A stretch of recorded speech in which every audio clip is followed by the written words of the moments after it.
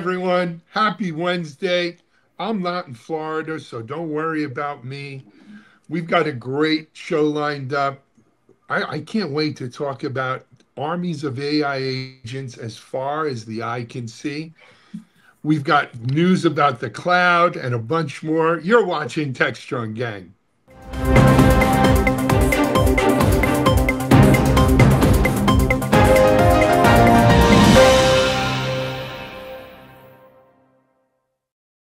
Good morning, everyone. Happy Wednesday. It's Alan Schimmel for Techstrong. First of all, let me say I am in not quite sunny. It's actually pretty foggy, San Diego, California. So don't worry about me and Hurricane Milton. Though truth be told, our Techstrong headquarters is strategically placed on the East Coast at Boca Raton. And we're hoping that this storm will be missing us all down there. Unfortunately, our friends and neighbors in Tampa and on the west coast of Florida look like they're going to take a wallop, and then it's going to meander across the peninsula and probably wreak havoc from Orlando all the way down to St. Lucie County, I believe, is the last thing I've seen. So, for everyone in the storm's path, if you were told to evacuate, I hope you did, and I pray everyone is safe and dry and doing their thing and boats don't get ruined. And though my boat is put away as well, so not to worry there. Anyway, beyond weather news, we've got a great lineup of Techstrong gang to go over today, and we've got a great group of people to do it. It's funny, three of us were from Florida till recently, though one has flown the coop, and one has gone north for winter, for summer. But hasn't flown south quite yet. Speaking of flying north and south, he's our resident Canadian cybersecurity expert, my friend Chris Blask. Hey, Chris, good to see you. Good to see you, Alan. And officially not Canadian. I'm a Yank who's lived here back and forth over the years, and I'm keeping an eye on my solar-powered boats, north of Cape Kennedy. I'm expecting things to go horribly bad with them, but things are things. I hope everybody else is safe. Yeah. Well, the problem with that solar panel stuff, they only work when the sun's out. Thank you. No, man. And apparently they're ugly, too. Well, we know they may cause cancer. I don't know. So moving over to the Raleigh, Carolina area, where our friend Hope Lynch joins us today. It's always great to have Hope in from Raleigh. Hope, this storm isn't really supposed to impact you guys up there this time, right? It is not supposed to have any impact at all. The last two have, but it was just a lot of wind and rain for me, so I've been very fortunate. Good. I'm glad to hear that. All right, and then continuing north, all the way up to baseball town. Is Aaron Judge going to be judged? He's just not a postseason player, huh, Mike? No, it gets you to the dance, but he won't bring you home. Well, it's early yet. He could still warm up. But our chief content officer, Mike Rizard. All right. And it is a gorgeous day up here in New York. So if you do need a place to flee, come on up. Absolutely. Just what we would need. All those folks who migrated down from New York here get their first taste of a hurricane and head back up. Who knows? Anyway, let's talk a little bit about what we've got going on today. Our first block is about AI agents, as far as the eye can see, an agent for everything and everyone.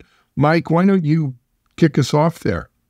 Yeah, SAP is kind of taken at the very least, is at the forefront of this conversation now, because they had a tech ed conference yesterday, and they were basically highlighting that they're going to put AI agents in every workflow you can imagine. Everything from resolving conflicts over bills to managing your entire accounting workflow process. And there's going to be all these different AI agents, and they're part of a larger trend. We've seen folks at Salesforce talk about something similar, and there's going to be these AI agents embedded in just about everything we do. And there's also a story up on Techstrong AI talking about how within the next 2 years, we may all have our own personal AI agents for everything and every task that we do. And a lot of us are multitasking, so we do things more than just one particular job at our company. So we might have 4 or 5 agents that we're going to have to master and orchestrate.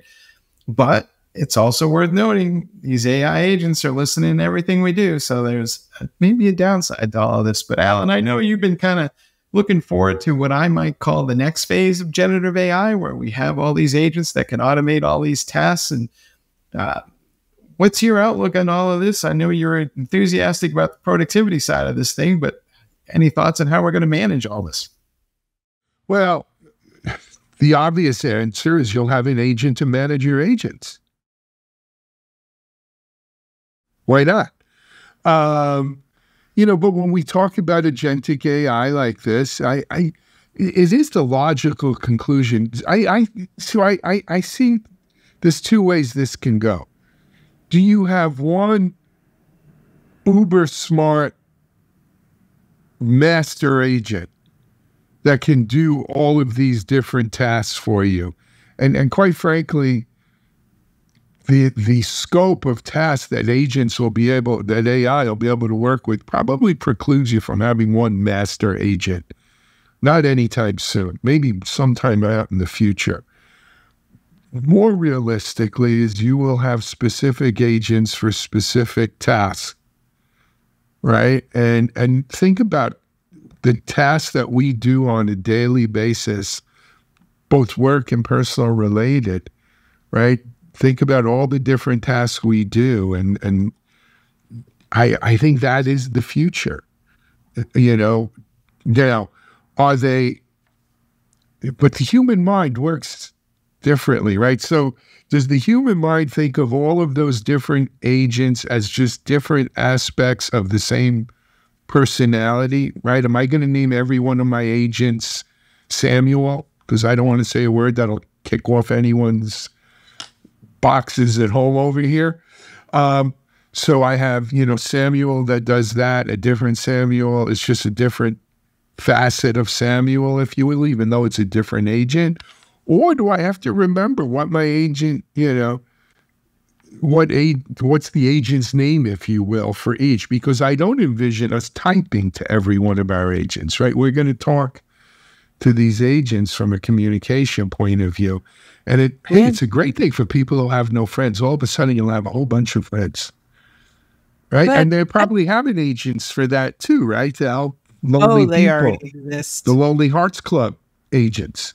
They already exist. They for sure. Exist. You talk really as if you know one. Is there something you want to share? I read so many things about AI, and there are one that is older that has seen a little bit of a resurgence now, though. It's called Woebot, WOEBOT. And if you don't want to pay for psychotherapy or anything like that, you talk to Woebot, and Woebot helps you through it. But now, if you just want someone to talk to, they have the ones that are very conversational. They'll have a chat with you about anything. You can talk to ChatGPT about your day, literally back and forth in a conversation. So I think, to your point, though, I think having named agents, someone could have 5 different friends with 5 different personalities that are agents, or it's all going through the same funnel and it's just taking on tasks. But I do think structurally, the way they work, they right now still do need to be separate, because effectively they're rules-based, just like we've used business rules for years and years, right? The more rules you add, the worse result you get, and the harder it is to fix and maintain. So for now, I think there has to be partitioning. Well, I'll take that one, because that leads right down the security and privacy road, right? I look at all of this, and the time to process rules. You just said that. The more rules you have, we know the worse it gets. However, we have this complex world, that needs a lot of rules, and we want rules on my information, who's touching it. I want to know when they're touching it, and so forth. But we don't have the structure for it. But without those, in the near foreseeable future, now 2 years, 3, 5 years. We have to develop these capabilities to have the visibility into the rules we already have. And so you start getting this feedback loop where if I use AI to watch those rules for me, tell me what rules apply to me in this context that you, my AI assistant, George or whatever, knows my context and can pull out the policy and say, hey, you don't want to do this right now because you are taking a risk you don't want to. At that point, perhaps more rules is fine. We just can't have to read them all ourselves. So, Chris, let me follow up on that. What if somebody hacks in and takes over my agent and, in effect, creates a double agent? But again, nothing new under the sun, right? Can I impersonate you? In what context? What are the consequences? Well, your safe deposit box and your credit cards and so on and so forth. So I learned to just take that as the standard sort of security question, right? How much do you care? How important is it to you to protect this thing? I can give you security to that, but not beyond that level, right? Is a nation state wanting to take over your agent? Yeah, well, check your underwear drawer for microphones. That's not your biggest problem.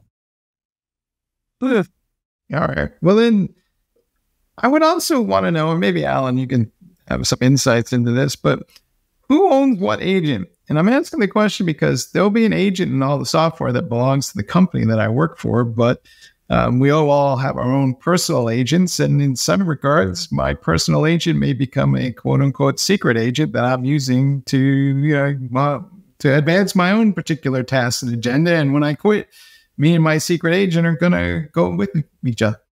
Well, does your agent have Miranda rights?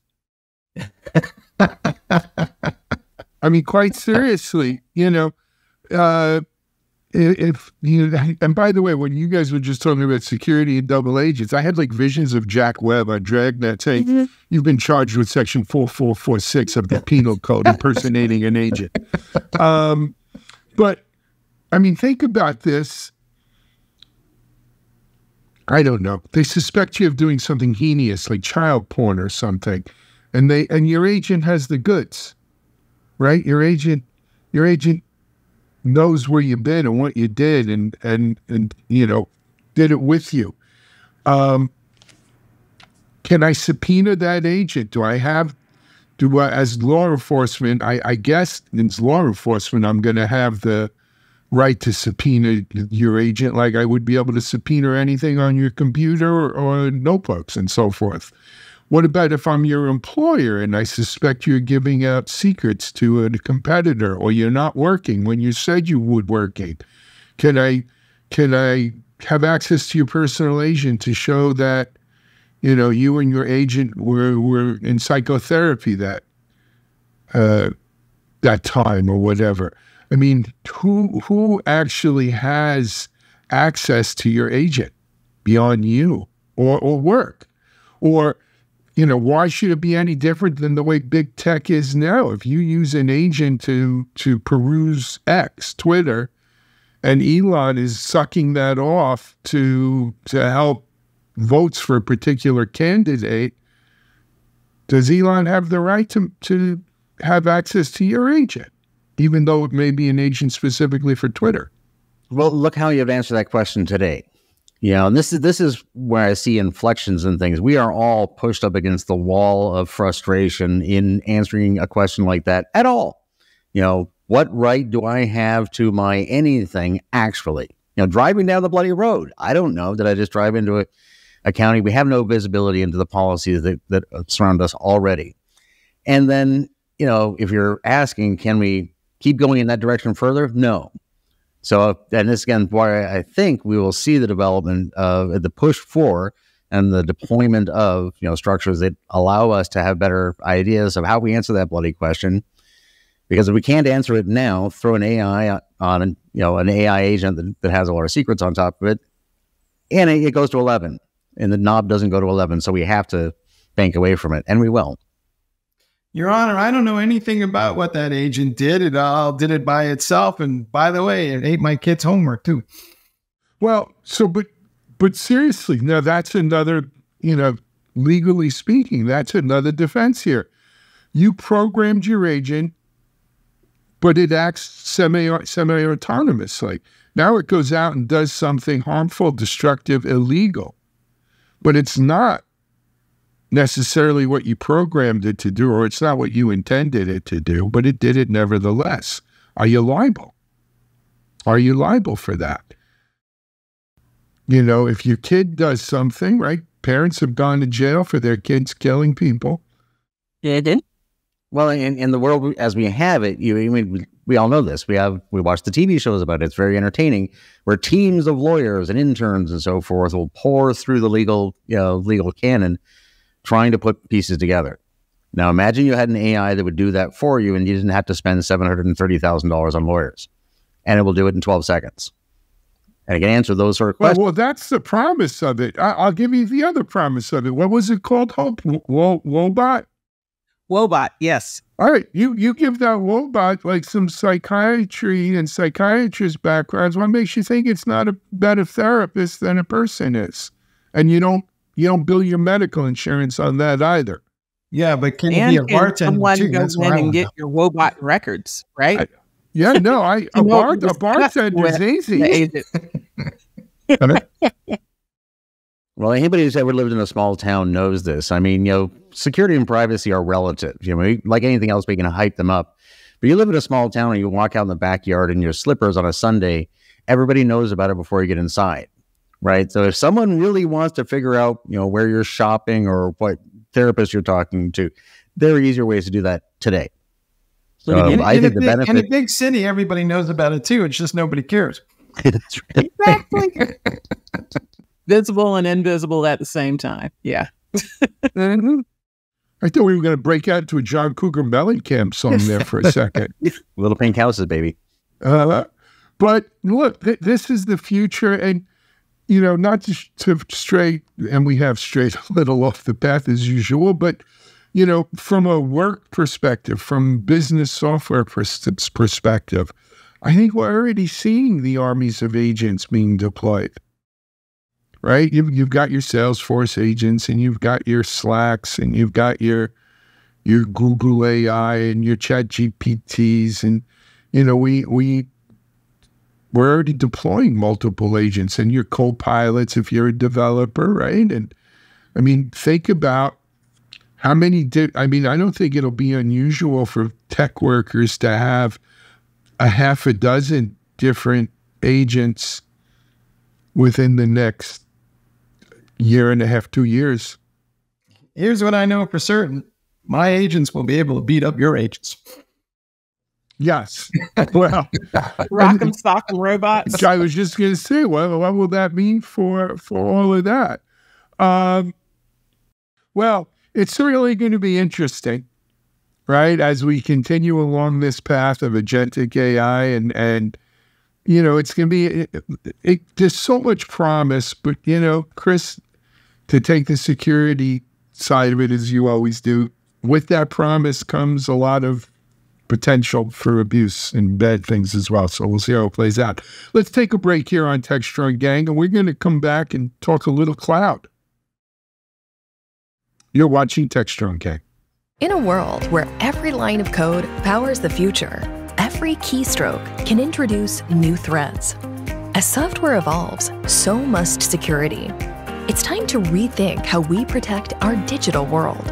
Join the leaders in DevSecOps and AI at the OpenText DevSecOps Virtual Summit on September 24th. Discover how innovation is transforming software delivery.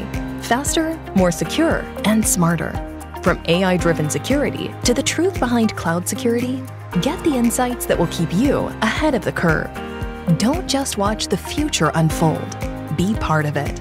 Register now and secure your place in tomorrow's world.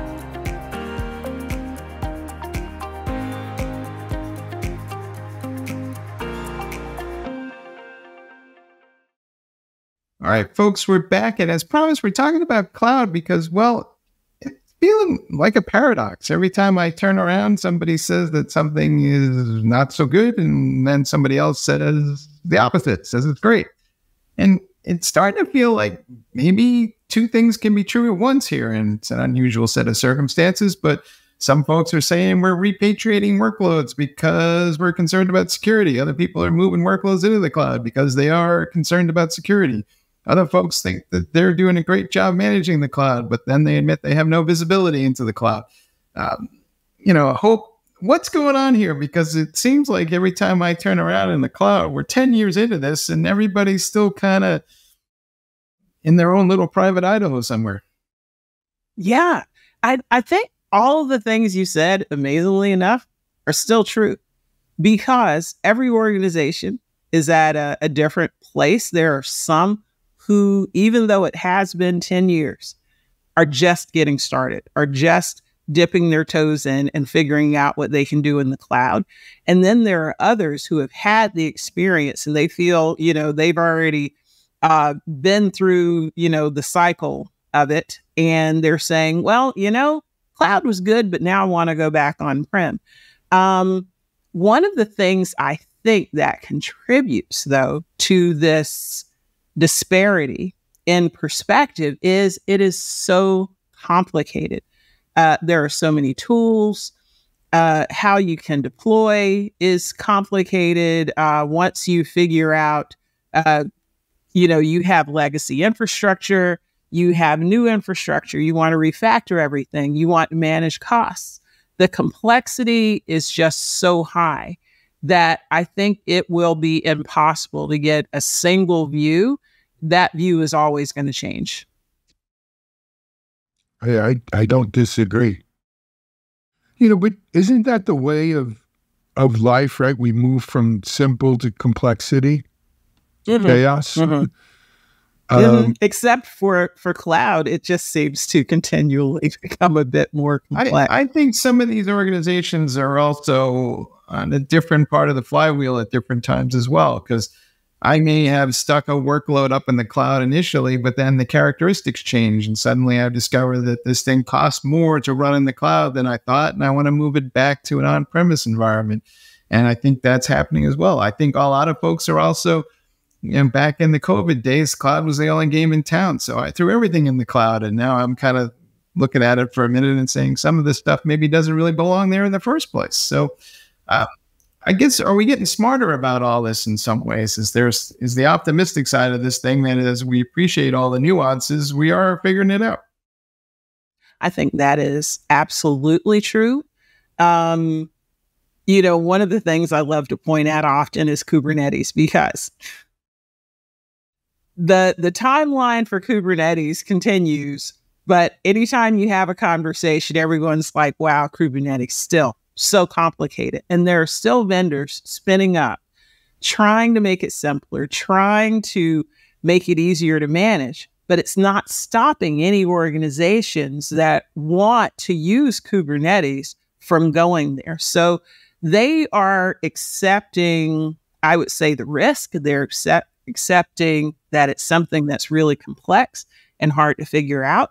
And not as many, though, accepting that you really need to train your teams to be able to manage these things. I think that is still one of the sticking points that we have to help organizations get through this and manage the complexity well, is a lot of teams are learning on their own. They are learning sort of in an ad hoc fashion. I think if there could be more consistent training, maybe the curve would come down a bit. I've got a perfect solution for this. Yeah. AI agents to help manage Kubernetes. Hey, but I'm going to tell you, I made I am working on my Google. Let me make sure none of my devices are firing off. Certified cloud architect. I made a GPT and then a little agent that is learning and quizzing me and asking me questions. So I'm not paying anybody for training. And that's a great example of it. If you could do that, why can't it manage Kube as well? Exactly. One of the things that does come out in the survey results is there's a lot of reliance on managed services, and a lot of folks are leaning up on third parties to manage a lot of this stuff. And I can't help but wonder, maybe, Alan, if we're getting to the point where a lot of organizations are going, I don't want to manage the infrastructure anymore. I just want to build the software. Well, that was the whole idea behind the cloud. right? And quite frankly, it's not just the cloud, it's security too. I mean, look, I remember going to the board at Still Secure 2006, maybe 2007, saying, hey, here's my take. There's a handful of companies in the world that can do their own security soup to nuts. Barely. Right. The rest of us need help, and not just selling me more software. Managed services, managed security services were the way to go. I felt the same thing about cloud, right? Unless you're truly going to be an expert on the nuances of AWS and you're going to hire an entire AWS specialty team, and then when someone says, oh, but I put that stuff on Azure, and then you're going to go out and hire out an Azure specialty team, and until someone said, yeah, but the Kube stuff is so much better in GCP.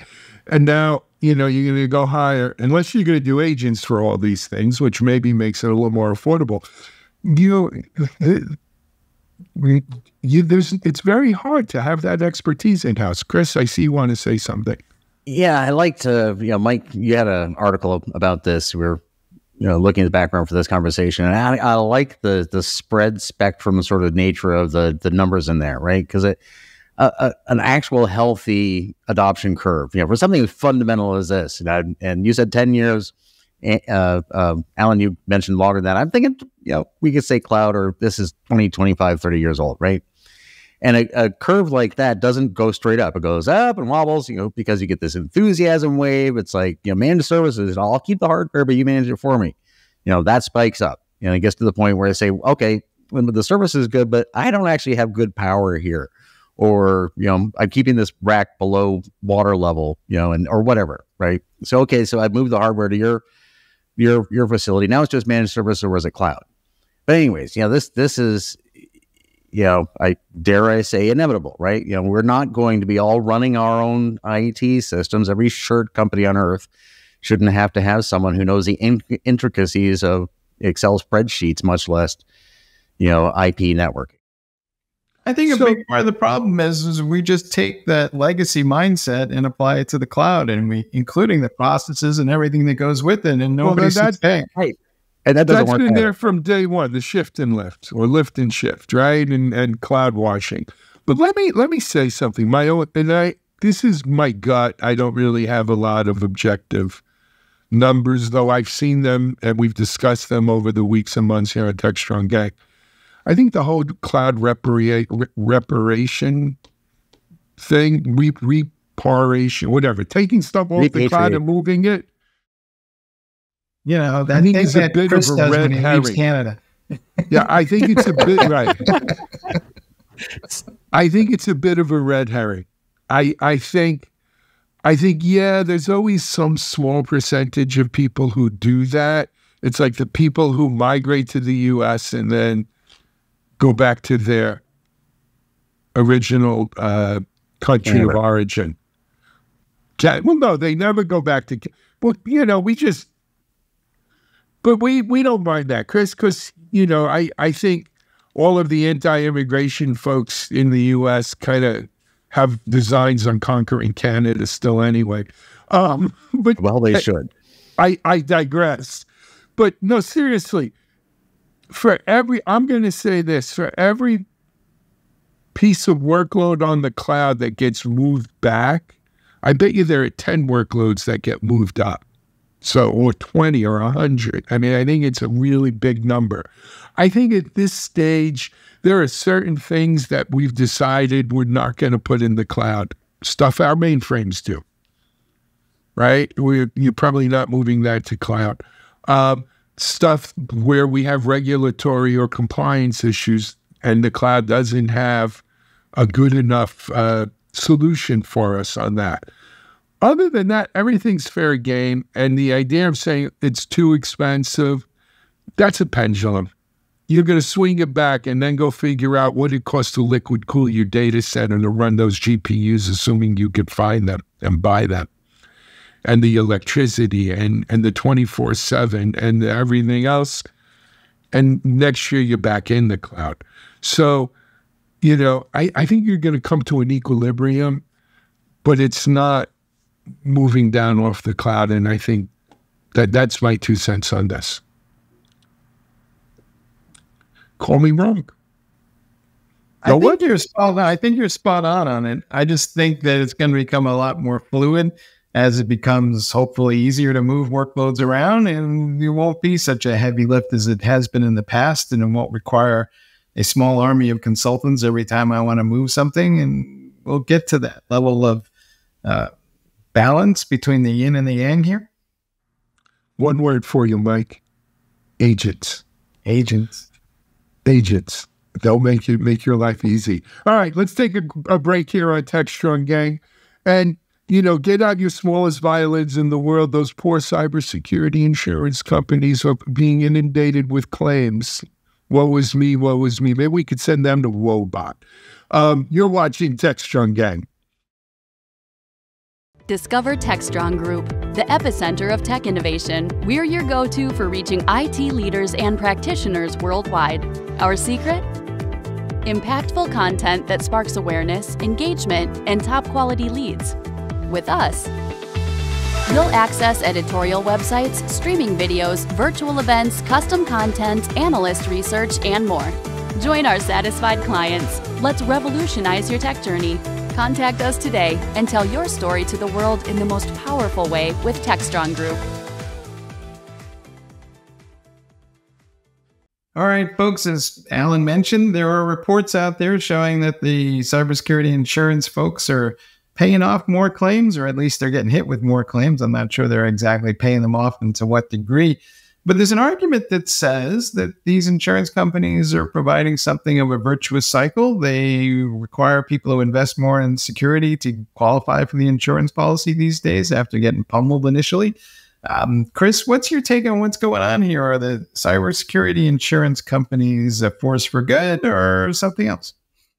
So about 10 or 12 years ago, I spent a lot of time involved in this topic, and I found it was a lot of fun to say among my peers that I think in the end, cyber insurance fixes everything, right? And a good way to start an argument.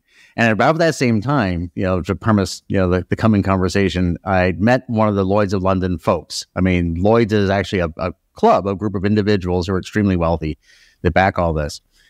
And I said, I got to ask you, because this is what I've been saying to my friends, is that right now, is again, this 10, 12 years ago, cyber insurance, you guys are like off track 3 a.m., off strip 3 a.m. Las Vegas drunk betting, right? And he laughed and said, yeah. And I said, and at some point, this has to get onto the strip. This has to get predictable and forecastable, and I have to be able to put an actuarial table around this. And honestly, I thought we might have probably been farther along by now, but make no mistake, the historic many century long process of providing insurance will get worked out. So to wrap back to your point, yeah, the losses are big enough. They're starting to say, actually we need a fire door, a door that stops fires, that is proven to stop fires and not a firewall, which is an electronic device to do certain things in the boundary of a theoretical network, right? So this is going to drive towards practicality driven by huge economic interests. So down to the details, we'll see, year to year and so forth. But you watch this over decades, and this will all be a requirement, both to understand as the insurer what risk I'm taking, and as the insured to do the things I'm told. Well, as I started off with, probably the least sympathetic industry in the world, those poor insurance companies. That being said, what we've seen with cyber insurance is a transition away from traditional insurance companies, the Lloyd's of London model. I remember back in Still Secure, Mitchell and I and my friend Raj, we wanted to offer $1 million policy to anyone who was the victim of a breach and they used a Still Secure product. And we were going to put so much language around it that it would never actually have to pay, probably. But we couldn't find an insurance company back then to take that. The only one that was really offering a lot of cyber back then was Aon. and it wasn't worth the paper it was written on, frankly. But what we have seen over the last 5, 6, 7 years is the rise of a cybersecurity specific insurance industry. And I'm at a loss. I've interviewed a couple of the leading players in there. I don't remember their names right now. I'll have to go back. But the deal is, you know what? They became Buford T. Justice carrying that big stick, right? In some ways, they had a bigger stick than the government even had, because they said, we're not going to insure you unless we do an audit and we make sure you're using intrusion prevention and endpoint, and you have security policies in place, and you check your third-party suppliers, and you do regular scanning and dynamic scanning. And they became the CISO's boss, right? And hey, if you want our insurance, this is what you're going to have to do. And so they single-handedly were responsible for uplifting a lot of the cyber profiles, or a lot of these companies who wanted to get insurance. Now, there was an evil dark side to it, as there always is with insurance, because then you found out. So now you were the victim of a breach. You were the victim of a ransomware attack. And my God, the CEO saying, I don't care what you have to do, get us back online today, pay those bastards the money, let's go. And the insurance agent, or the insurance company said, wait a second, under paragraph 4, subparagraph 3, line 22, you gave up your right to pay the ransomware. You gave up your right to make that decision. That's our decision. And we know this, gang. Right, Chris, you're nodding your head. You know how this goes. Wait. For all those people under 30, I have to clarify a reference that Alan made to a movie that's called Walking Tall. You should check it out sometime. I know a lot of you might not know the original, the 70s. Well, failure to communicate. Go ahead, Chris. I'll place all of the responsibility for this one on my community, right? And this is, I use this topic particularly as a wake-up call as often as I can, because it's easy for us in cybersecurity to get a little, angry and smug because people aren't doing what they need to. But we have to be able to say to insurers, here's how you quantify risk. And does anybody in my industry want to stand up right now and say, we've got a good, solid, repeatable, agreed, way to do that today? Because we don't, right? And we have to be somewhere around the crux of the apostrophe, where and I guess that's why we're talking about this today. And you can build up this business. The traditional insurers are still there. You're right about the niche insurers, because that's that is well, maybe not falling down drunk yet, but you're still off strip 3 a.m. betting, starting a company like that, because I can see it making money. It's also a huge risk. We have to be able to define what the risk is. And the cybersecurity community will, at some point, but we need, sooner the better, focus on how we fill in all the dots so that someone who knows nothing about this, like works at, insurance, can, put math around what the risk is.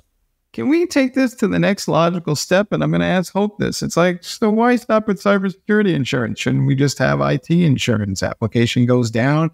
I'm losing revenue, and I might as well just take this to the nth degree. And, cybersecurity is just a way station on a larger journey here. I think about that in the way that, at least in the U.S., you have health insurance, dental insurance, and vision. And you say, it's all part of the same body, right? Why can't it just be one? It would seem that should make sense. And I see that it would make a lot of sense, because these systems are connected, but then it is, you have a physical data center, right? There's a fire, it explodes, something.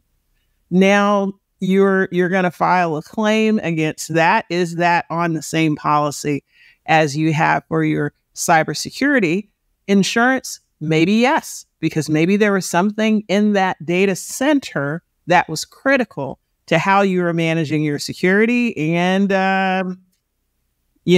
The underwriter would hate to see it, but maybe, you didn't have everything as redundant as you should have.